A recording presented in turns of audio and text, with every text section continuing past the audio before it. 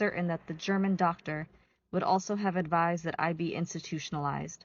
It's anything but a coincidence that almost every horror movie you ever have seen harkens back to institutionalization. I've seen more specifically paranormal found footage horror films than most people have seen movies in general. And on top of my media and communication research, this really speaks home to me. And I wanted to read a passage from a book, a post-mortem book by Christina L. Nystrom, who is actually the one that coined the term and the approach of media ecology. Unfortunately, she was overshadowed by the canon of the field, but there's this great volume 1 of her postmortem work. It's called The Genes of Culture Towards a Theory of Symbols, Meaning, and Media, volume 1. And one of the papers that's in it was called You Are Who You Eat, Monsters and Meanings. And this is on the second page. It goes like this. Monster movies are primarily dense with meanings because they deal with the largest of human themes and hopes and fears, the nature of all that is unknowable and unknown.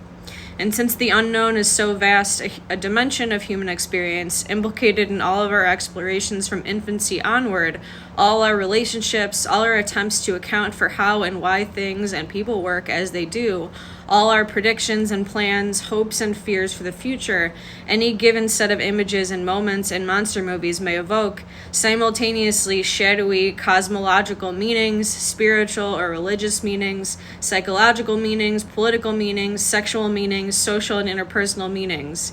They also resonate with the echoes of dimly recollected notions and feelings from far back in childhood, before we learn to slice up and reorganize our experience in the tidy but inadequate categories of speech. That is one sense in which I call the themes of monster movies primal. The unknown has, of course, 2 dimensions to it, a bright and a dark. On the bright side, the unknown is the source of all our hopes, that beyond the inexplicable disorder of our lives, of events, of the world as we experience it, beyond this moment in time, and with all its puzzlements and griefs and pain, there lies a greater order, a coherent meaning we do not yet see, a luminous and harmonious hidden universe that is ultimately good, ultimately on the side of life, ultimately benign. On the dark side, the unknown is the source of all our deepest suspicions and fears, that outside the tiny and fragile edifice of human knowledge, order, and light there is nothing. Disorder, meaninglessness, chaos, entropy, non-being, evil, a universe coldly indifferent, or worse, implacably hostile to us, to order, to life. I think it perfectly establishes why institutions are always at the center of horror. And thank you for sharing your experience.